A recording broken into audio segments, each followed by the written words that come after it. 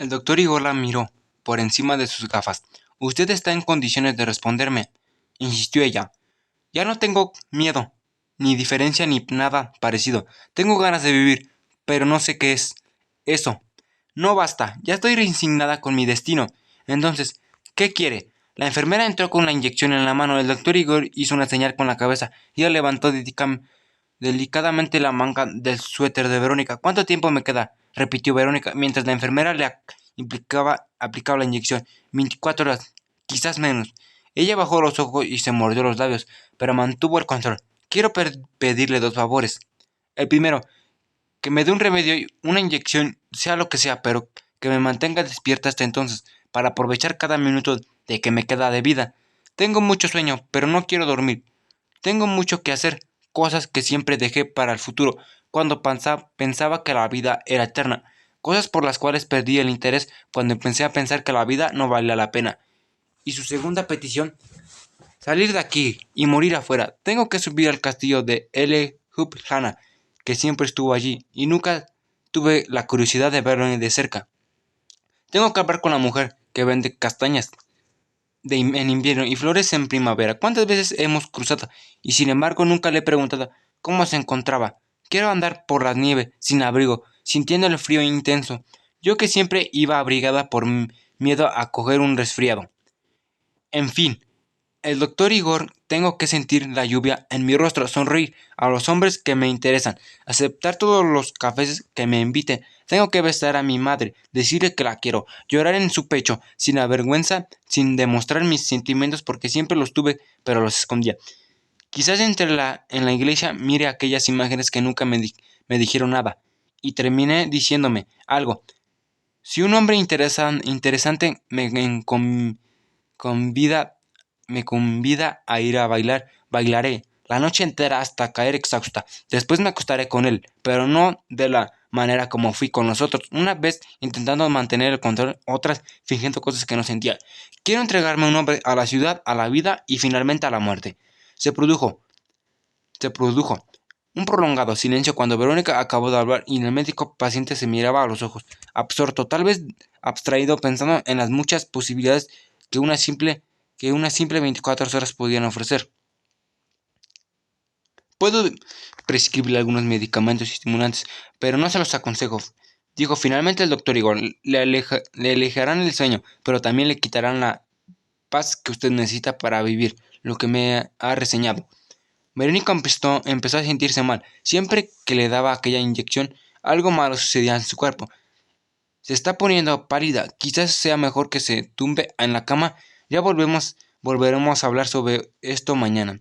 Ella sintió otra vez ganas de llorar, pero logró reprimirlas. No habrá mañana, usted lo sabe bien. Estoy cansada, doctor Igor, muy cansada. Por eso le pedí las pastillas. Pase la noche en vela. Entre el desespero y la resignación, podía haberse tratado de un nuevo ataque histérico de miedo, como sucedió ayer. Pero ¿de qué servirá si aún tengo 24 horas de vida? Y hay tantas cosas antes. Decidí que era preferible sobreponerme a la depresión. Por favor, doctor Igor, déjeme vivir el poco tiempo que me queda, porque ambos sabemos que mañana puede ser tarde. Vaya a dormir ahora, insistió el médico, y vuelva aquí al mediodía. Volveremos a hablar, Verónica. Vio que que no había salida. Voy a dormir y volveré, pero puede dedicarme aún algunos minutos, muy pocos. Estoy muy ocupada hoy. Voy a ir al grano. Anoche por primera vez me masturbé de una manera completamente libre. Pensé en todo lo que nunca había atrevido a pensar. Sentí placer con cosas antes me asustaban o me repelían. El doctor Igor asumió la postura más profesional posible. No sabía a dónde lo podía llevar. Esto conversaría y aún no quería problemas con superiores. Descubrí que soy una pervertida. Doctor, quiero saber si influyo en mi decisión de suicidarme. Hay muchas cosas que yo desconocía de sí misma. Bien, se trata de tan solo de dar una respuesta, pensó el médico. No es necesario que llame a la enfermera para que sea testigo de la conversación, evitar así una eventual acusación por abuso sexual. Todos nosotros queremos hacer cosas diferentes, respondió. Y nuestras parejas también. ¿Qué es lo que hay de malo en eso? Responda a usted mismo. Pues todo porque cuando todos sueñan y solo algunos pocos realizan, el mundo entero se siente cobarde.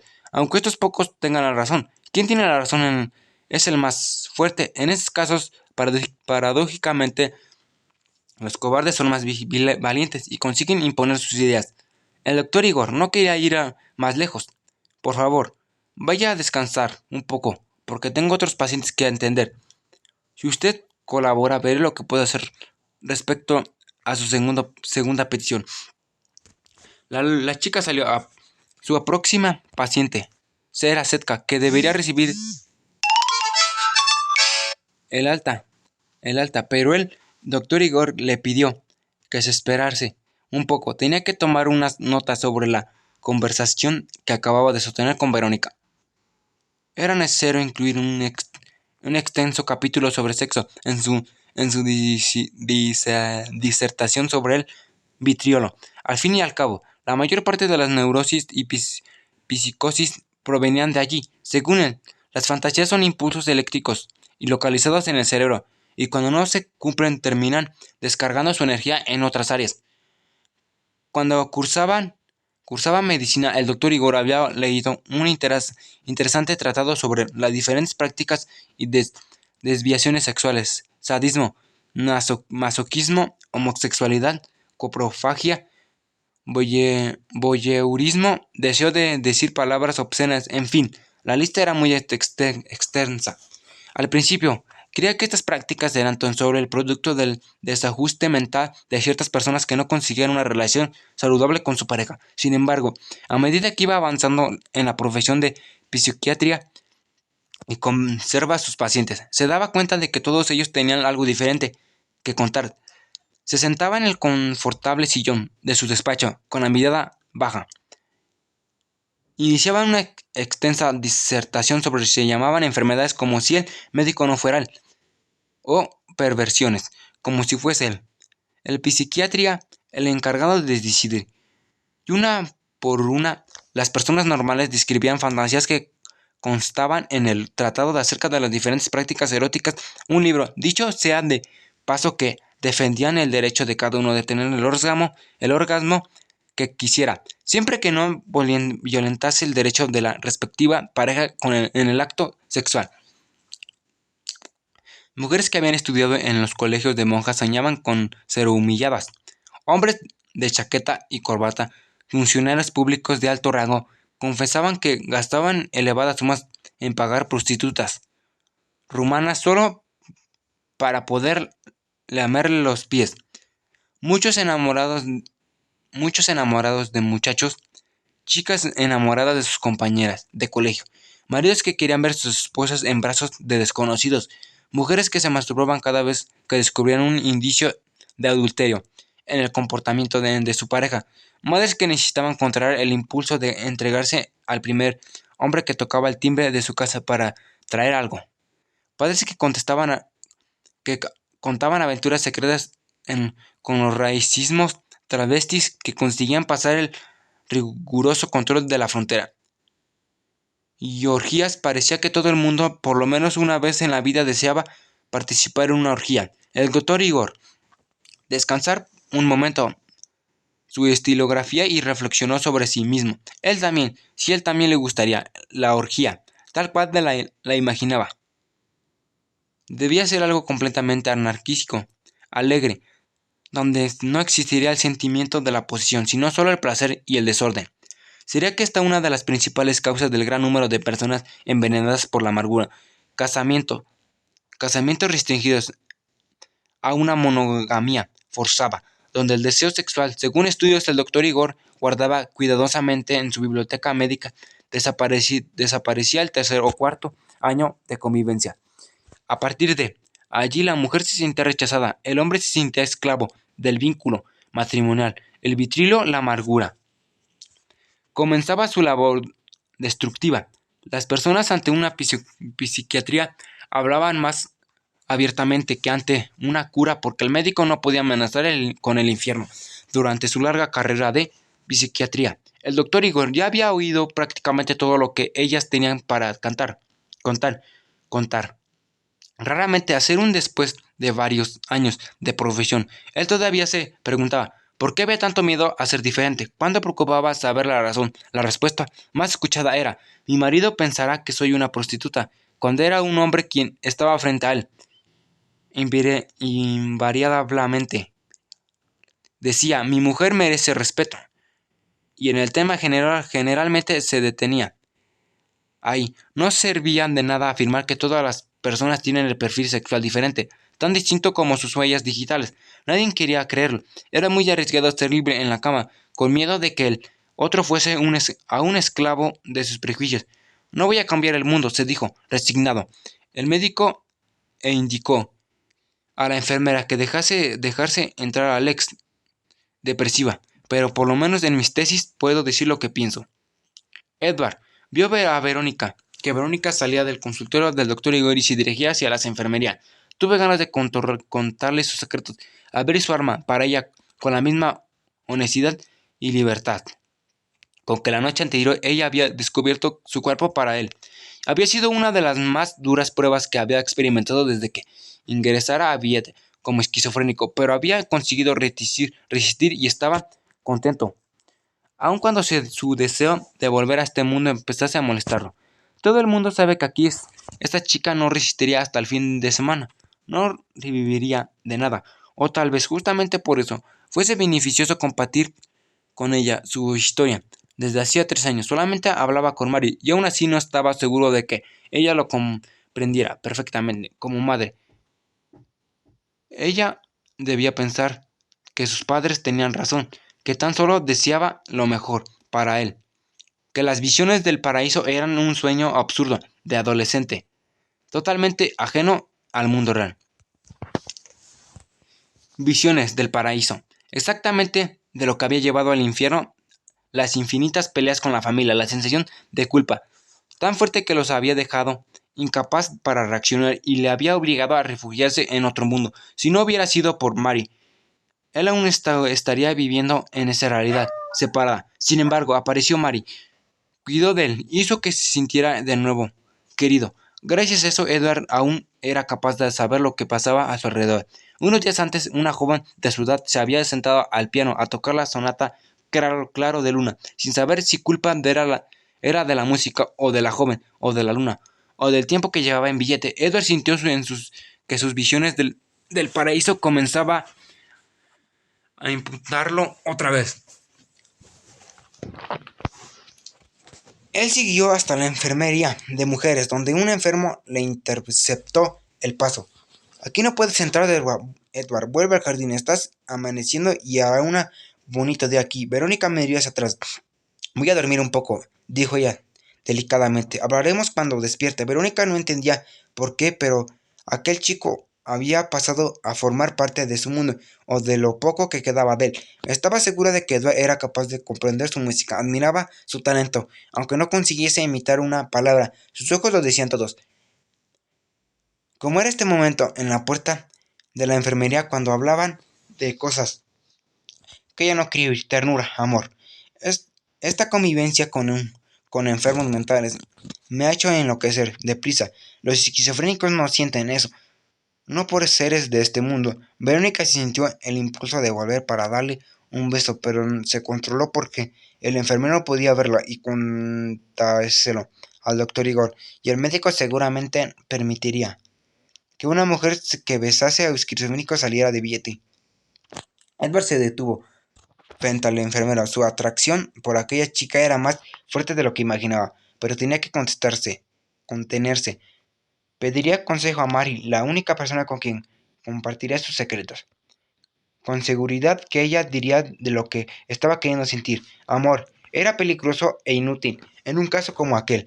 Mary le pediría a Edward que se dejara de tonterías y volviera a ser un esquizofrénico normal, y después reiría abiertamente porque la frase no tenía mucho sentido.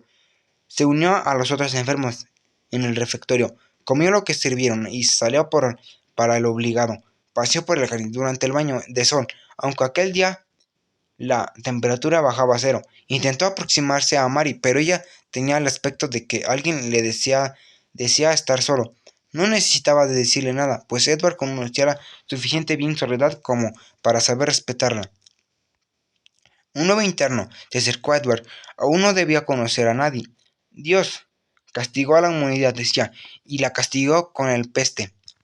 Sin embargo, yo lo he visto en mis sueños y me ha pedido que viniese a salvar a Eslovenia. Edward comenzó a alejarse mientras el hombre gritaba: ¿Te crees que estoy loco? Pues lee los evangelios. Dios envía a su hijo y su hijo regresará por segunda vez. Pero Edward ya no lo escuchaba. Estaba mirando a las montañas allá afuera y se preguntaba qué le estaba pasando, por qué tenía ganas de salir de allí, dónde había encontrado paz que tanto buscaba, porque arriesgarse a avergonzar de nuevo a sus padres, cuando todos los problemas de la familia ya estaban resueltos. Empezó a agitarse, dado de un lado a otro, esperando que Mary saliese de su mutismo y pudiese hablar, pero ella parecía más distante que nunca. Sabía cómo escaparse de billete, pero eficaces que pudieran parecer los sistemas de seguridad, tenían fallos, por la sencilla razón de que una vez dentro las personas tenían muy pocas ganas de volver a salir. Había un muro del lado oeste que podía ser escalado sin grandes dificultades, ya que estaba lleno de rajaduras. Quien decidiera traspasarlo se encontraría en un campo, y 5 minutos después, siguiendo la dirección norte, se hallará una carretera que llevaba a Croacia. La guerra ya había terminado, los hermanos eran de nuevo hermanos, las fronteras no estaban tan vigiladas como antes. Con un poco de suerte podrían estar en Belgrado en 6 horas. Edward ya había estado varias veces en aquella carretera, pero siempre había decidido volver porque aún no había recibido la señal para seguir adelante. Ahora las cosas eran diferentes. Esta señal había llegado finalmente bajo la forma de una muchacha de ojos verdes, cabello castañado y el aspecto asustado de quien cree que sabe lo que quiere. Edward pensó en ir directamente hacia el muro, salir de allí y nunca más regresar a Eslovenia, pero la chica dormía y él tenía por lo menos que despedirse de ella. Al acabar el baño de sol, cuando la fraternidad reunió en la sala de estar, Edward se les incorporó. ¿Qué estás haciendo aquí, loco?, preguntó el más viejo del grupo. Déjelo, dijo Mary. Nosotros también somos locos. Todos se rieron y empezaron a conversar sobre la conferencia del día anterior. La cuestión era si la meditación sufí podía ser realmente transformar el mundo. Se aventuraron teorías, sugerencias, enfoques, ideas contrarias, críticas al conferenciante y fórmulas para mejorar lo que ya había sido probado durante tantos siglos. Edward estaba harto de que el tiempo de discusiones. Quienes intervenían en estos debates habían sido internados en un manicomio, permanecían allí y pretendían salvar el mundo, consciente de que no correrían riesgos alguno. Se ve que en el mundo exterior no se les tomaría en serio, aunque sus ideas fuesen razonables y sensatas. Cada uno de ellos solía formular una teoría especial acerca de cualquier tema y creían que su verdad era la única que importaba. Hablaban durante días, noches, semanas, meses, años, sin reconocer jamás la única realidad que anida detrás de una idea, buena o mala. Solo existen cuando alguien intenta ponerla en práctica. ¿Qué era la meditación sufi? ¿Qué era Dios? ¿Qué era la salvación? Si aquel mundo necesitaba ser salvado. Nada. Si todos allí, también los de afuera, viviesen sus vidas y dejasen que los demás hiciesen lo mismo, Dios estaría en cada instante, en cada grano de mostaza, en el pedazo de nube que se forma y deshace en el instante siguiente. Dios estaba allí, y aún así las personas pensaban que era necesario continuar buscando, porque parecía demasiado simple aceptar que la vida era un acto de fe. Recordó el ejercicio tan sencillo, tan simple que había oído enseñar al maestro Sufi, mientras esperaba que Verónica volviese a tocar el piano y mirar una rosa. Se necesitaba algo más. Aún así, después de la experiencia, meditación profunda, después de haber llegado tan cerca de las visiones del paraíso, allí estaba aquella gente, discutiendo, argumentando, criticando y estableciendo teorías. Cruzó sus ojos con los de María. Ella lo evitó, pero Edward estaba decidiendo a terminar una vez con aquella situación. Se acercó a ella y la cogió por el brazo. Déjame, Edward. Él podía decir, venga conmigo, pero no quería deshacerlo delante de aquella gente. Sé que se sorprendería por el tono firme de su voz, pero eso prefirió arrodillarse a implorar con los ojos. Los hombres y las mujeres se rieron. Te has transformado en una santa para él, Mary comentó. Uno de los presentes fue la meditación de ayer, pero los años de silencio de Edward le habían enseñado a hablar con los ojos. Era capaz de concentrar toda su energía en ellos. de la misma manera que tenía la absoluta certeza de que Verónica había percibido su ternura y su amor. Sabía que Mary entendería su desesperación porque le estaban necesitando mucho. Durante un instante, Mary se mostró reticente. Finalmente se levantó y lo tomó de la mano. Vamos a dar un paseo, dijo. ¿Estás nervioso? Los dos volvieron a salir al jardín. En cuanto estuvieron en suficiente distancia, seguro de que nadie nos podía escuchar, Edward rompió el silencio.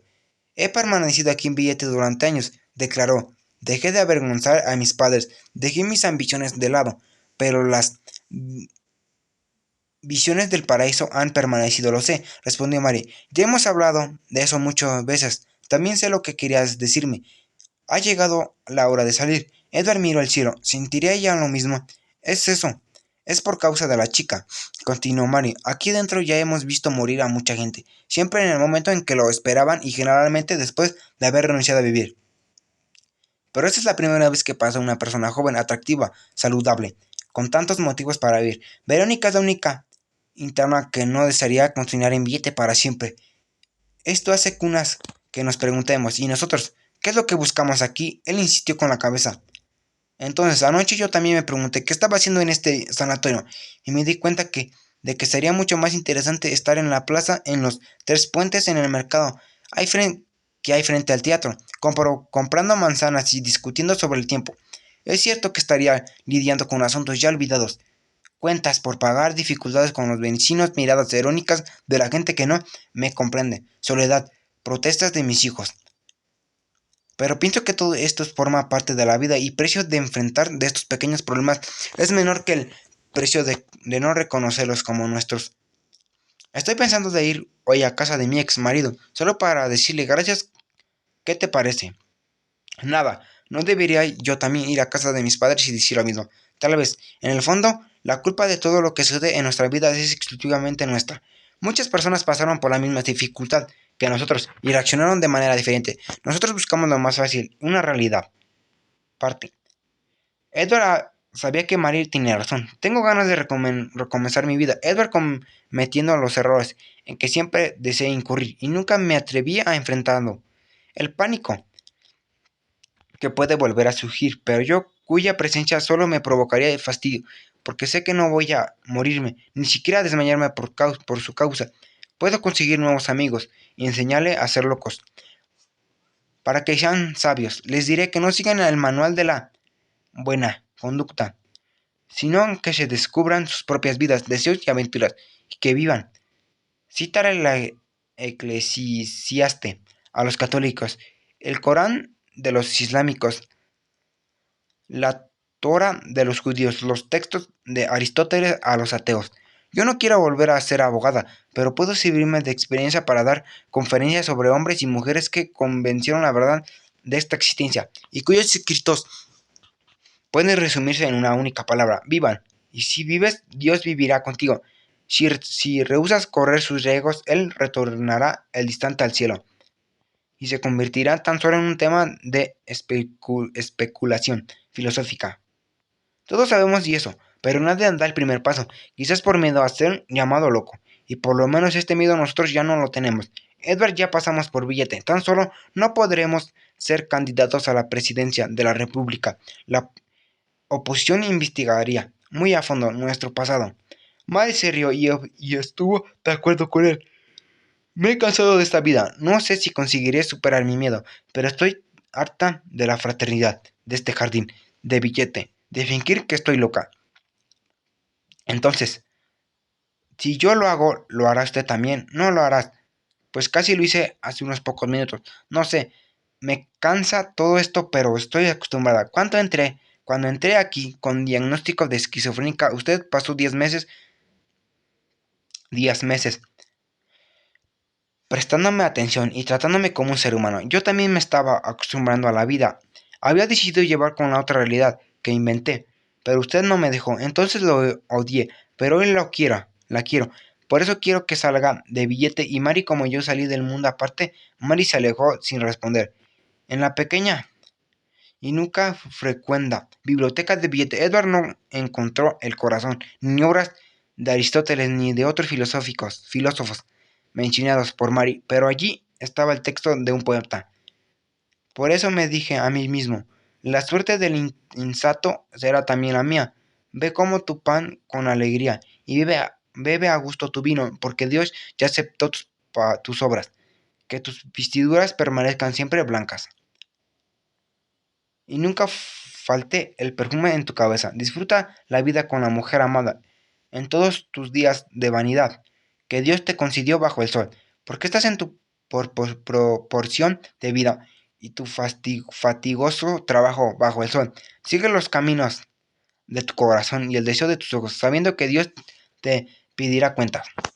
Dios pedirá cuentas al final, dijo Edward en voz alta, y yo diré, durante una época de mi vida permanecí mirando al viento, y me olvidó de sembrar, no disfruté mis días, ni siquiera viví el vino que me era ofrecido, pero un día juzgué preparando y volvió mi trabajo. Relaté a los hombres mis visiones del paraíso como el Bosco, Van Gogh, Wagner, Beethoven, Einstein y otros locos lo habían hecho antes que yo. Le diré que yo fui el psiquiátrico, pero no ver morir a una chica, pero ella estaría allí en el cielo e intercederá por mí.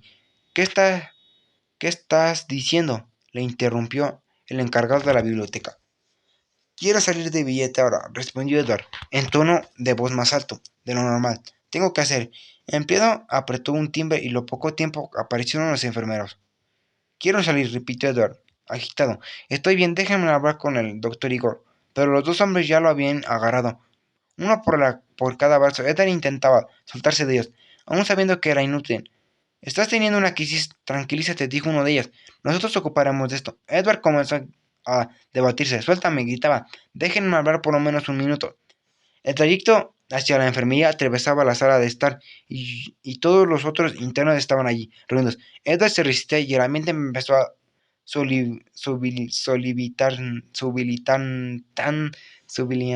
soliviantarse. Déjenlo libre, es un loco. Algunos reían, otros golpeaban con las manos la mesa y las sillas. Esto es un manicomio, nadie está obligado a comportarse como ustedes. Uno de los hombres susurró a otro. Tenemos que amedretarlos, o dentro de poco la situación será incontrolable. Solo hay una manera, el doctor Igor no le gustará.